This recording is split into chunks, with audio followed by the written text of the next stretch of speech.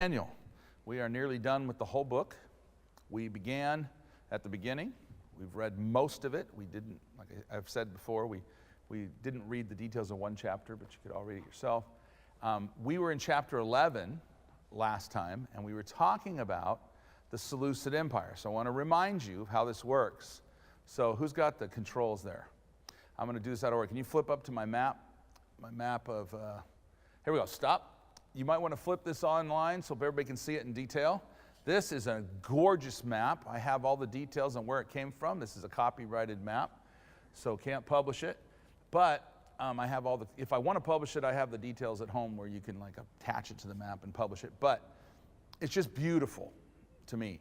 And remember we talked about, you know, here's the big swimming pool. And this color is a little unfortunate. This is actually a landline.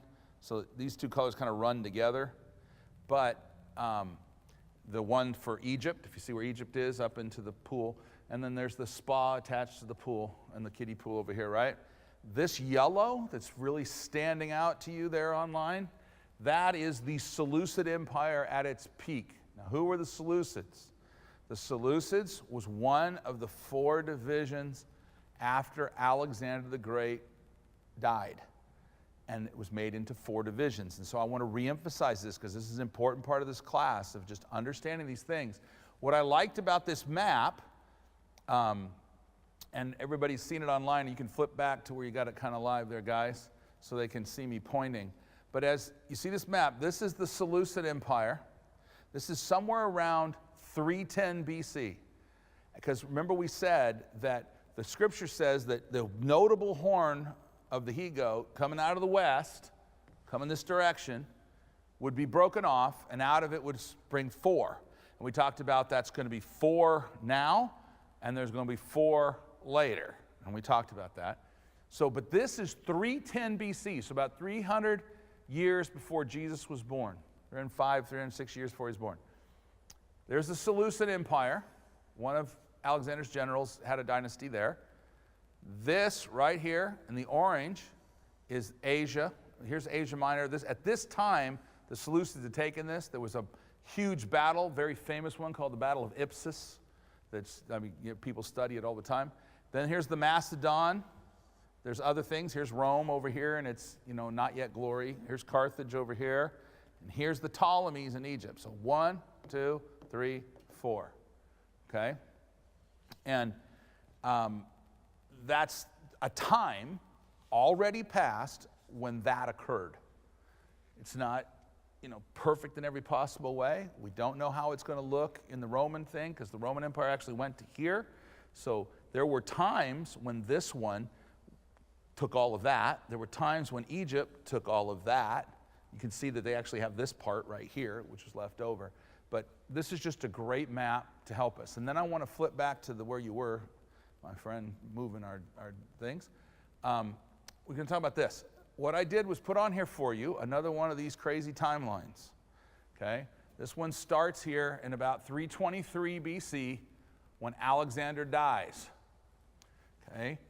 The empire is split into satraps. In other words, these are the divisions of an Eastern empire. And there's a guy named Perdiccas, who's the early leader. He gets killed. Just so you know, they take him out. He's not one of those 4 divisions. But there's also a guy named Antigonus, whose nickname is Monophthalmos, which is one eye, because he had a patch on the other eye. And he becomes a big deal in Macedon. Ptolemy immediately goes to Egypt. There's a guy named Lysimachus over here in Anatolia and Thrace, which we showed you was that kind of orange color. And then the Seleucids, who we're talking about. And then we can look through the Seleucid Empire. So I wrote that all out for you. This is about where that map is from. Somewhere between 3010 and 301. That's why I put this in a color. And I put in italics Ptolemy, Cassander, the Seleucids right here, and Lysimachus, or the guys that had the 4 divisions at the time. And it just, because I want you to see that, so you'd understand. Because I was reading to you out of chapter 11, and I had it all right at the beginning. 11:1 talks about Alexander dying. 11:4 talks about the beginnings of it. Flip over now.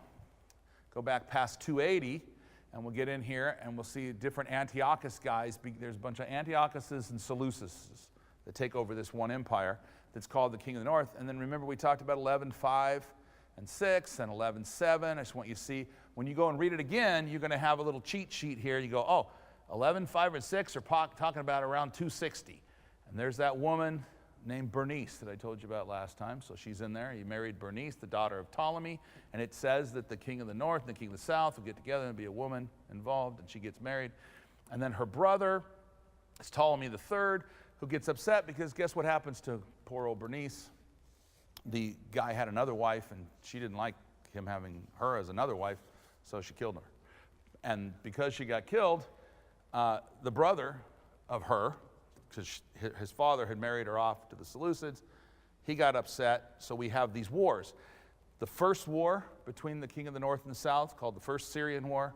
Second war, that was the third war, when the brother got upset. It actually says in 11:7, the brother, out of her roots, her roots are this guy, so her brother is out of her roots, comes, and they have a big war. And then it tells you up here, Antiochus was assassinated by a Ptolemy.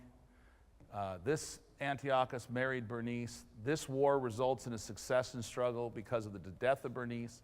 It tells you who wins. This ends with a diplomatic marriage. That's the marriage. This one, Seleucids are defeated by Egypt. Then it moves on through a couple of other kings, and there's other things going on. And then you get here, you get the Fourth Syrian War. Ptolemy defeats Antiochus, so the Egyptians win again. And this is Antiochus the Great, not to be confused with Antiochus IV Epiphanes, who is the guy who we're going to get to in a moment. This is the Fourth Syrian War. That's 11:10 through 12. Then you get to 11:13 through 17. You got the Fifth Syrian War, and the Seleucids are kicking butt. And who stops them? Rome. It's a great story where the Roman counselor comes and he's talking to the Seleucid guy, and the guy says, let me go consult with my advisors. And the Roman counselor has them draw a circle around him and says, you will answer me before you step out of the circle. Basically, Rome's pushing around. This is when Rome becomes more ascendant. Flip it this way. And so we get to, the other way. Sorry, there we go. So we get to Antiochus the Great in the end. Rome defeats him at a very, very famous battle, one in Thermopylae, the same place as the Persians and Greeks fought, the famous 300 Spartans. And then an even more famous battle for them at Magnesia. It's on here, if you ever look them up, just on Wikipedia, search the Battle of Magnesia, you can read all about it. That was 11:18 through 19. 11:20, Seleucus gets poisoned. That's in Daniel as well. And this is Seleucus IV, known as Philopator. And then this guy, Antiochus IV Epiphanes, gets on the scenes, and he becomes a part of it. And he's huge, 11:21 all the way through about 35. There's a whole bunch on this guy, because he does something in 31, which we're about to look at. And the only thing keeping him from just wiping everybody out is Rome. Rome is stopping all of this. Okay, and Rome becomes what? So we have the Sixth Syrian War here, and Antiochus wins that one. Macedon, this is actually what Rome is doing. Rome is fighting with Macedon. Remember the Macedonian one, the furthest one where all the Greeks came from originally? Rome is defeating Macedon over a course of 3 wars. They're also defeating Carthage over the course of 3 wars. Have you heard of the Punic Wars in your history study? The Seleucid Empire finally ends. I just collapsed it all because it was getting too long. Pompey ends it all with the Seleucids. He wipes them out in 63 BC. Pompey is a famous general right before Rome switches from a republic to the Caesarisms, is Pompey of Rome, and in 63 BC he wipes out the Seleucids. And then latter times, Daniel 11:36 through 45 is what we're going to read here in a moment, because we didn't read it last time. Before we move on, the Seleucid kingdom is finally destroyed, and then we get to latter times. So I wanted you, because I felt like I did a terrible job of explaining all of this, I wrote it all down for you so that you can download it and look at it, and you can see how absolutely amazingly accurate Daniel 11 is predicting all these things that happen. Because when did Daniel write all of this? We believe what the Bible says, which is he wrote all of this when the before the Greeks ever showed up. He wrote all this at the beginning of Cyrus's reign. And he wrote all this down. And then this is many, many, many years later. So we're talking about, 536, 533, somewhere around then. We're talking about stuff that's happening in the 200s and the 190s and whatever. And it's all detailed and it all happens just as he said. This is why many people say it couldn't have been written then. It had to have been written later because it's too accurate. Just too accurate. And I was trying to explain it by memory, and so now I didn't have to because I have all of the details there for you to do. Okay, so let's open up to chapter 11 of Daniel, because we're going to finish it now. And 36. Let's get down there.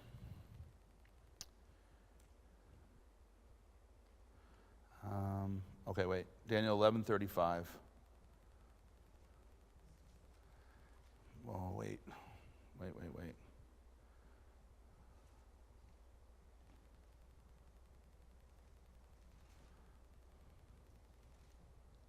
Let's do 11:31 first. Can you go back to the first slide? All the way here. Keep going. No, before this. There we go. What I put in here as well that you can download is just something somebody had already done the work, so it's all in the RSV version, but I left it that way because I thought it was kind of interesting just to see a different translation for you, because you can look at it in your King James or your MEV, as everybody's looking at now, or whatever you're doing. These are all the scriptures in Daniel and in the New Testament that have a bearing on the abomination that makes desolate, or the abomination of desolation. And it's important because of down here. Jesus tells us, so when you see the desolating sacrilege, or the abomination of desolation, spoken of by the prophet Daniel, this is Matthew 24, 15 through 16. So he's referring to Daniel. He's giving Daniel credence here. Standing in the holy place, let the reader understand, then let those who are in Judea flee to the mountains. And then it's also in Mark 13. It's also in Luke 21. You can go read those at your leisure. They are quite interesting. Jesus is making reference to this thing. And up in Daniel, we saw it in 9:27 when he was looking at one of these visions that he saw. And he says, he'll be a strong covenant with many for 1 week. And for half the week, he shall sacrifice and offering. I can't even read it now. Oh, he will cause sacrifice and offering to cease, and upon the wing of abomination shall come he who makes desolate, until the decreed end is poured out on the desolator. Talking about the Antichrist, okay? Because we made this point. That's all part of the time when we see the 10 horns on the mighty beast that we talk about as beginning was Rome, and really focusing on when it's the 10 toes of the Roman Empire. And there's going to be 10 kings, and there's going to be another king from outside. And we talked about how he had eyes and a mouth and spoke dark sayings. And then we have the 4 horns off the old Grecian Empire, and he's one of those horns, and we spent a lot of time on that. But he's really focused. Daniel's very focused on who is that? The Antichrist. So he talks about he's the one who's going to do the real thing. So what Antiochus IV does is just kind of a shadow of it, because he does the same thing. He sets up a statue of Zeus in there and does things. But the Romans did it too. They desecrated the temple and destroyed it and left not one stone standing upon another in 70 AD. So it's been done more than once. But Daniel 11:31 says this, "An arm shall stand on his part. They shall pollute the sanctuary of strength, shall take away the daily sacrifice." You just heard Pastor preach about the morning and the evening daily sacrifices. They're going to take those away. And they shall place the abomination that makes desolate. That's Daniel 11:31. So that's what happens. So who did that? Well, Antiochus IV Epiphanes did that. The Romans did that. Titus did it in 70 AD. There were other times that it was close to doing that. But there's going to be a time in the future when it's going to be done for real. That's what Daniel 9:27, when I say for real, the thing that everything else has been pointing towards is going to happen. We're going to see it's also in Daniel 12. So I just want you to know where that came from, so you can look at that, look those scriptures up in your favorite translation, read them. So Christopher, if you could go back to where you were, back to the picture, just to keep everybody framed. So 11:32, and such as do wickedly against the covenant shall he corrupt by flatteries.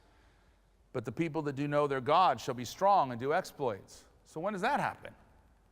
That happens throughout the ages of God's people, but it primarily, should be happening now. And they that understand among the people shall instruct many, yet they shall fall by the sword and by flame, by captivity, by spoil, many days.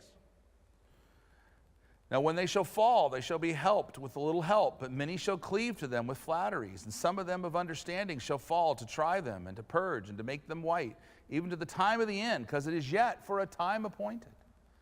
Now we've moved into the last times. And what did Paul say? It is the last days. 2,000 years ago was the last days. And yet for a time appointed. And the king shall do according to his will, and he shall exalt himself and magnify himself above every god, and speak marvelous things. There's that speaking marvelous things again, right?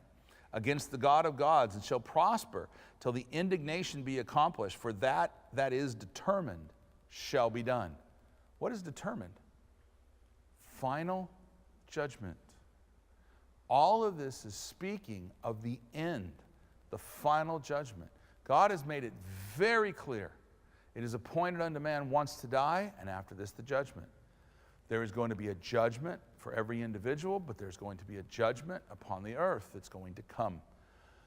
God has sent judgment before. The flood of Noah was a judgment. The flood that preceded the recreation was a judgment. There's going to be a judgment by fire. And the prophets saw that. They saw that judgment coming. And so he's saying, that is determined shall be done. The judgment of God is going to end this. Do not mistake this. People think, well, if we just fight off God, we can have our way. In those last days, they're going to be shaking their fists. We don't want you to rule over us. We want the earth you made. We want to do with it what we want to do with it. Get away from here. That's really their attitude. But God's saying, that ain't going to happen. No matter how much mercy I show, how much long-suffering I show, there will come a day. This is going to end. Verse 37, neither shall he regard the God of his fathers, nor the desire of women, nor regard any God, for he shall magnify himself above all. Who's that? It's the Antichrist. And behind him is the one we call Satan. But in his estate shall he honor the God of forces, and a God whom his fathers knew not shall he honor with gold and silver, with precious stones and pleasant things. That's Satan. He's going to honor him. Because remember, Satan's desire is to be worshipped. And the Antichrist is going to worship him. Verse 39, thus shall he do in the most strongholds with a strange God, whom he shall acknowledge and increase with glory, and he shall cause them to rule over many, and shall divide the land for gain. And at the time of the end shall the king of the south push at him. And the king of the north shall come against him like a whirlwind, with chariots, with horsemen, with many ships, and shall enter into the countries and overthrow and pass over. This is to come. It's coming. But this king of the north, who will have taken all of this territory, is going to take all of this too, and all of this too, and all of this too. Which is really what all of the generals of Alexander wanted to do. The big fight was who gets to take his place, because he didn't leave a very good plan of succession. So the wars of succession, as they're called, that went on for decades, were these guys all fighting with one another. And what you're seeing here is when it kind of settled down to 4 basic areas. But there were these provinces rebelled, and that province rebelled, and there was fights up here, and this guy went that way, and then he came back, and there was just all kinds of changes. Sometimes there were a bunch. If you flip to the next map, this is now blowing up to near the end of the time. This is after, this is about the time of Epiphanes. This is saying about 200 BC. Okay, so it's 100 years after that last map. Look at the Macedonian thing. There's an Aetolian League, there's an Achaean League, there's Epirus, which is very famous because they had a guy, have you ever heard of a Pyrrhic victory? A Pyrrhic victory? The leader here was a guy named Pyrrhus. He won every battle he fought, but he lost his entire army to do it. It's a terrible thing. The kingdom of Pergamon, where have you heard of Pergamum? Revelation 2 and 3. Pergamum was in there. Yeah, it's one of the town right there, Pergamum. There's the Seleucid kingdom that stretches out there. There's a place called Caria. What are we seeing? This is all broken up into little pieces. There's all kinds of wars and fightings that go on. Just wanted you to kind of see how that works, different times of history. So that one map I showed you is a moment in time when it really meets what the scripture said. So eventually, all these little people, they're all going to get subsumed into one thing. And what this is telling us is the Antichrist is going to take it all over. He's going to take it all over. The king of the north is finally going to win this battle. He's going to take the whole thing. Verse 41, he shall enter also into the glorious land. What's that? That's Israel. And many countries shall be overthrown, but these shall escape out of his hand, even Edom, Moab, and the chief of the children of Ammon. They're going to escape. You read the Kings, these are very important countries. You know, when David finished his reign, Edom and Moab and the children of Ammon gave tribute to Israel. By the time that Solomon and his sons and everybody was done, they were all independent kingdoms fighting with Israel all the time and doing their own thing. But they're going to escape. He shall stretch forth his hand also upon the countries, and the land of Egypt will not escape. So well, that's the other map, but anyway. He shall have power over the treasures of gold and of silver, and over all the precious things of Egypt. And the Libyans and the Ethiopians shall be at his steps.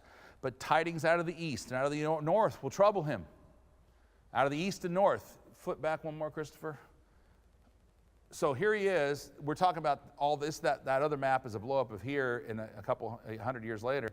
He's going to take Egypt. He's going to take all of this. He's going to have taken all this stuff, and he's going to take the rest of it. He's going to overflow all of it. And then out of the east, over here, what's over here? And out of the north, India, China, Russia, he's going to hear about stuff. And he's going to have to turn himself. And we get a lot more detail about that in Revelation, by the way. And but tidings out of the east and north shall trouble him. Therefore he shall go forth with great fury to destroy and utterly to make away many. He's just going to wipe out lots of people. Because he starts out as the man of peace. Makes everybody think that with flatteries and with peace, how great he is. But then he becomes the man of war, and he just goes crazy. He will plant the tabernacles of his palace between the seas and the glorious holy mountain, yet he shall come to his end, and none shall help him. So that's the end of that thing. So how does this all fit? Remember we talked about the fact that starting with the head of gold begins, Nebuchadnezzar, you're the head of gold. So what I did before was, I'm going to do it again, walk over here, and we're going to make our timeline go this way, so in time. And so we're back here in Nebuchadnezzar's day, and Nebuchadnezzar is ruling the known world, the ancient Near East at this time. And he conquers a bunch of people around him, and he is that golden kingdom, and he's ruling over the whole thing, and his word is law, and nobody messes with him. Then after him comes the Medo-Persian Empire. So where's Daniel? I gave you a timeline of Nebuchadnezzar's reign and Daniel's life and where it all goes and where all this stuff happens. And we get to where he gets to see the Medo-Persians come over and take their place, right? And they're like a bear with a bunch of different significations we talked about. And then comes the Greek Empire, which is like that leopard with all the wings that moves very fast, but it's also looked at as a goat. And this one was looked as a ram with 2 horns, and he was a goat with 1 horn. And so what are we getting? Every time these visions come to Daniel, he's looking at the end of it all. Remember, we're going to get to the end here in a moment. So then we get to the Roman Empire. Well, we went through all those wars of succession that are talked about, and all that fighting's going on, but all this time Rome is getting greater. Rome conquers Macedon. Rome conquers Carthage. Rome conquers Gaul, which is over here. And then it spreads and it takes all of this, but it gets stopped right there. And Rome becomes it. Well, in the latter days, Rome becomes 10 toes, right? Remember the 10 toes mixed of iron and clay? Someday maybe we'll talk a little more about what that means. And then out of a mountain, taken out, big rock, taken, not carved with hands, comes flying down and hits the toes and grinds the entire statue, all of those, to powder, grinds them up, and then grows into a great and high mountain, and we see Jesus manifested. And he's going to do all of this in the last days. Remember, the prophets saw that. They saw that coming. They know that that's going to happen. That's going to be the end. But every one of these kingdoms are all related to one another, and what we're going to see in the end is it finally takes all the Babylonians, all the Assyrians, all the Macedonians and the Greeks, all the Romans and all of their people, all the Egyptians, all of it brought together, and Jesus is going to come and crush it all. Every aspect of it, everything about it, it's going to be judgment without end, completely destroy all of it. And that's what you need to understand about what all this detail here. What are we talking about? It's telling us how, it's telling Daniel how we're going to get to the end. And all these things are going to happen, and they did happen. Remember, the most important thing about Daniel, for us, is when he gave, what he saw was given a vision of 70 weeks. It said 70 weeks are determined upon thy people. Well, what's going on all that time is part of that 70 weeks. Because the first 7 weeks happened at the beginning of the reign of Medo-Persia. The second 62 weeks began with somewhere in the middle of the reign of Medo-Persia and goes all the way through all of this. So the glorious land's important because it's 70 weeks are determined upon thy people Israel and what Israel goes through. And it's all done. And so when does it end? When Messiah is cut off, but not for himself. As we said, about 30 AD, the 69th week ends. It's now the 70 weeks determined upon his people. There's only 1 week left. So when does that 1 week occur? It occurs in the future. It's out here somewhere. What's in this space in between that 70th week and when Messiah was cut off is that dispensation, that stewardship of grace is all in there. Okay? So that you understand that. So then we get to Daniel chapter 12. This is the last chapter in Daniel except for Apocrypha chapters, which we may get a chance to do some next week. But let's look at Daniel chapter 12. At that time, what time are we talking about? We're talking about the time of the end. The time that Daniel cared about the most, the time that he was always asking his questions about. What about that little horn? What about that rock? What about that vision of Jesus that he saw? He's really interested in that. All this time in between, he's like, so what? What about that? Because he was interested in that. At that time shall Michael stand up, the great prince which stands for the children of thy people. And there shall be a time of trouble such as never was since there was a nation, even to that same time. And at that time thy people shall be delivered, every one that shall be found written in the book. So there's going to be a time of trouble like has never been. What does that sound like? Sounds like the tribulation, doesn't it?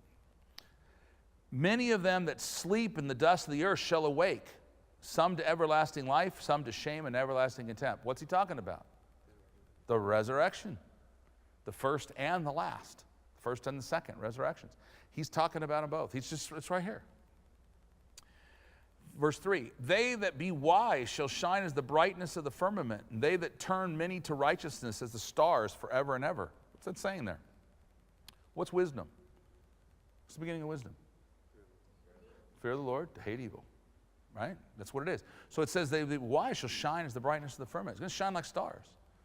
You hate evil?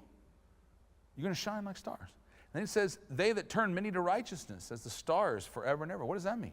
The ministry of reconciliation. You know, you're lost in sin, and I come to you in the power of the gospel and see you turned, like somebody did someday, and suddenly that's working righteousness here. Is why he that wins souls is wise. There you go. Verse 4, but you, O Daniel, shut up the words, seal the book, even to the time of the end. Many shall run to and fro, and knowledge shall be increased. Then I, Daniel, looked, and behold, there stood other two, the one on this side of the bank of the river, the other on the other bank of the river. And one said to the man clothed in linen, which was upon the waters of the river, how long shall it be to the end of these wonders? How long is it going to take? From where Daniel was standing at that time, how long is it going to be? And I heard the man clothed in linen, which was upon the waters of the river. He held up his right hand and his left hand unto heaven, lifted up his hands, and swear by him that lives forever, that it shall be for a time, and times, and a half. And when he shall have accomplished to scatter to the power of the holy people, all these things shall be finished. Because remember, 70 weeks are determined upon thy people, Daniel. Thy people Israel. So what happens, just give you some highlights of Revelation. What happens in Revelation chapter 4? The church ceases to be talked about in the book of Revelation. We're going to talk about some of that in the catching away, possibly next week into the New Testament, right? It's going to be taken away. The church is over, done. We talked about the church in the New Testament. It's over. That time is over. We're moving on to something else. And there's going to be that 70th week. And the 70th week is divided in Revelation and in Daniel into 2 3.5-year periods. In the first 3.5-year period is the beginning of all those things that this king of the north is going to do. He's going to come and he's going to take over the old Grecian Empire territory. He's going to flatter everybody. He's going to be the man of peace. He's going to do all these things. And then halfway through, he's going to do that abomination of desolation.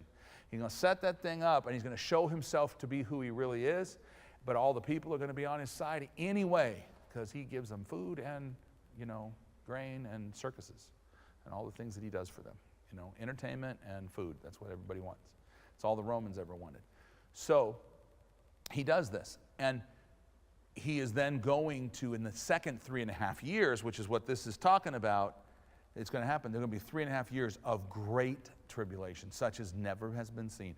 And if you study Revelation, read Pastor Mark's book on the 7th and 8th kingdoms, you do that, you're going to get that. You're going to see how absolutely, tremendously horrible it all is. The death, the destruction, the mighty earthquakes, mountains crushing, rising up out of the sea, seas being dried up, entire forests burning. I mean, it's going to be amazing. And that's what he's talking about here. And they will be finished after 3.5 years, but it doesn't tell you when the 3.5 years starts, other than it'll be the abomination of desolation. And that's what Jesus talked about. He said, when you see that, make sure you are running far away. Okay? And I heard, but I did not understand, Daniel says. Oh, my Lord, what shall be the end of these? What's going to, because remember, he's always focused on the end. How did the first vision to Nebuchadnezzar come? Remember? Nebuchadnezzar was thinking about the end. How's it all going to end? And God gave him a vision.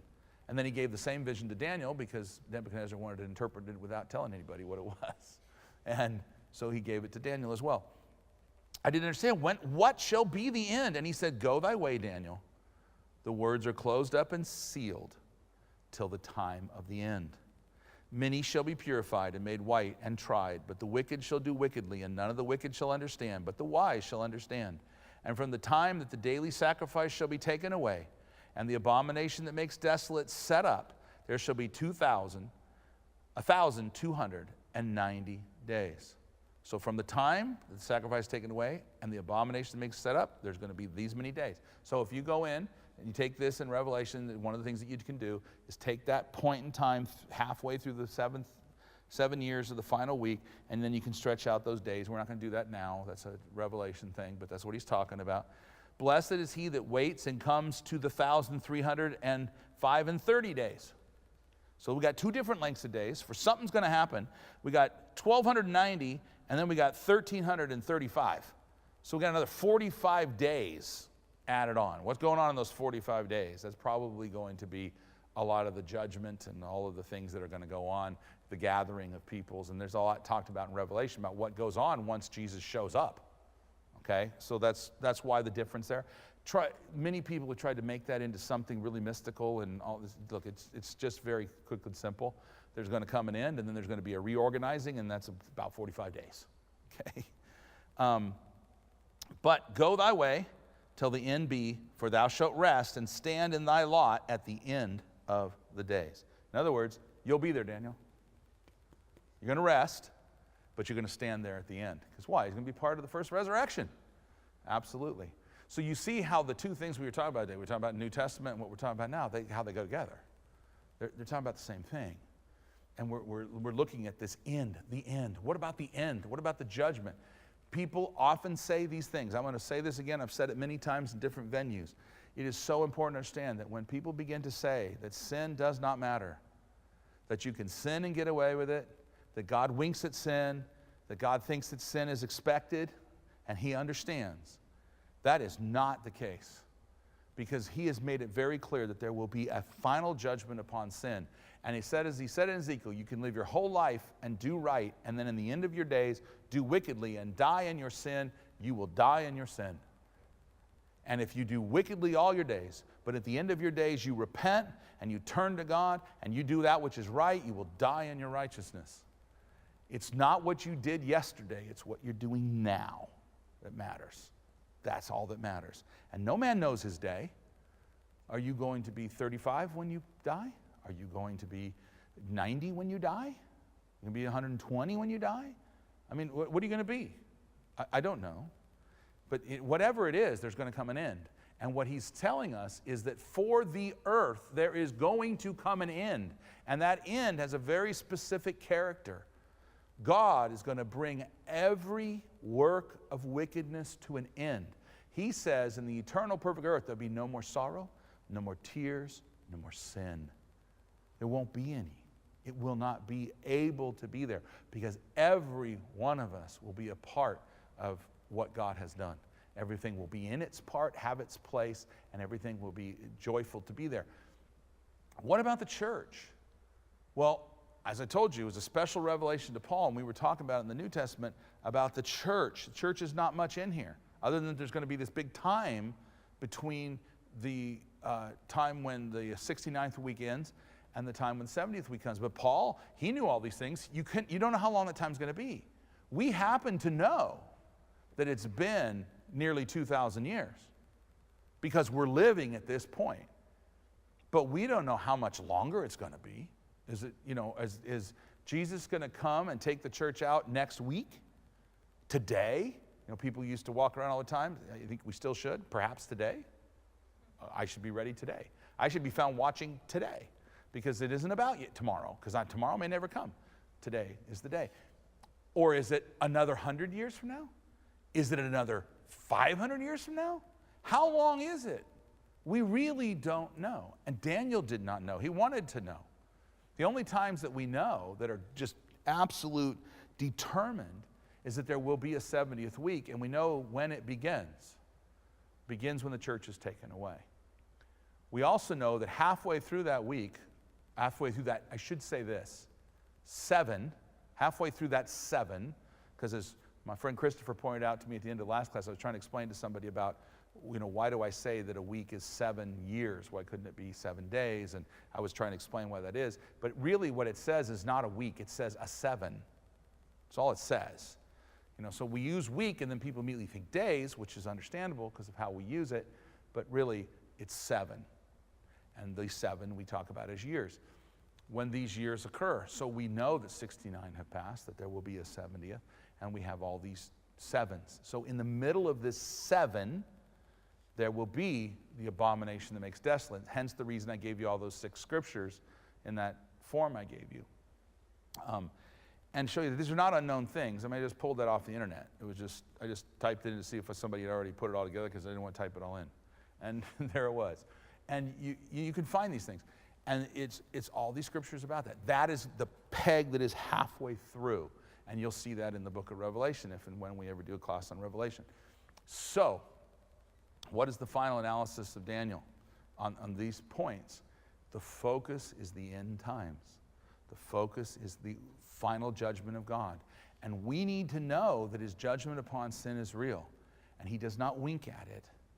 Neither does he defile himself with it. He will have nothing to do with it.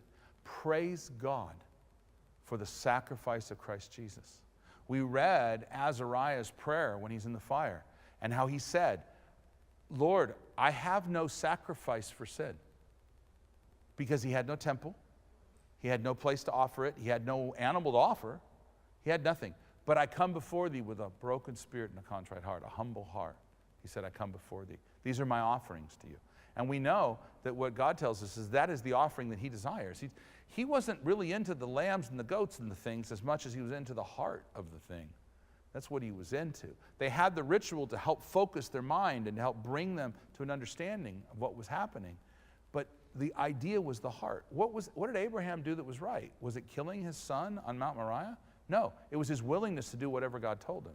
It was his humility to say, I know that the Lord will raise him up because I'm going to bring him back and the two of us are going to come back and meet with you. I wasn't lying. He fully expected that. He went with his heart saying, Lord, I'll be obedient to you. I'll do whatever you say. This is why we pray. That's why we sing, not my will, Lord, but yours be done. Only your will lasts forever. That's the one I want. I want to do that. That's what Daniel was focused on. He was focused on the time of the end. Because what did we learn about the character of Daniel? We learned at the beginning of the book of Daniel his absolutely amazing character, that he would follow the law of God to his own detriment. And he had such a trust in God that he says, Lord, if I do your way, you will bless me. And we saw how he was blessed because everybody in 2 different mighty empires thought he was the greatest thing going. They said, we're going to make him second rule in the kingdom. We're going to make him chief over all of the people, because he had such an excellent spirit with him. Where had we heard that before? We talked about how it was very parallel to Joseph, who was sent down into Egypt, and how had been mistreated. He had all kinds of reasons to be upset. His brothers had mistreated him. His father wasn't aware of what they were doing. He had been sold into slavery. Then he was accused of something he didn't do, and he was put into prison. I mean, ugly prison, bad prison. All he does is rise to the top. Out of what? An excellent spirit. Daniel was the same way. What are they testifying of? This is how we're supposed to live. Who can live like that? Well, they could, so we can, but we have even greater responsibility because we have been given the fullness of Jesus Christ, the church, the body, the new creation in which to walk this way. And that's who we're supposed to be. Those that bless and do not curse. Those that love and do not hate. Those that give life and do not give death. That's who we're supposed to be. And Daniel is all about that. That's what's going on here. So we can get lost in the end times prophecy stuff, which is fascinating to do. It's fun to dig in. It's fun to read it. I was showing you how you can go through, look at the Seleucid Empire and see it all line up. And that's fun to me. I enjoy the puzzle of it, in a sense. But more important than that is that he kept looking at that little horn, and he kept looking at the end time when the mountain, the rock comes down, becomes the mountain, and when he saw the revelation of Jesus, and he's just going, what about the end? When's it going to be in? How? Apocrypha, just for fun. I want you to come with questions if you've gone and looked at these things, because we'll talk about a sort of a review a little bit, and probably the last lecture. We'll review everything and go over it for everybody. Let's talk about what the test is going to be and all of that stuff, okay? So anybody have any questions now? You see all this? You find it? You follow it? You're all convinced about the 10 horns and the little horn and the 4 horns and the little horn. I know you need to deal with it more, but you got it? You see how easy it is to understand? How the Bible itself interprets itself? Good. No questions? Then I think we're done, guys. You can turn it off. We love you all. The end. Isn't Daniel great?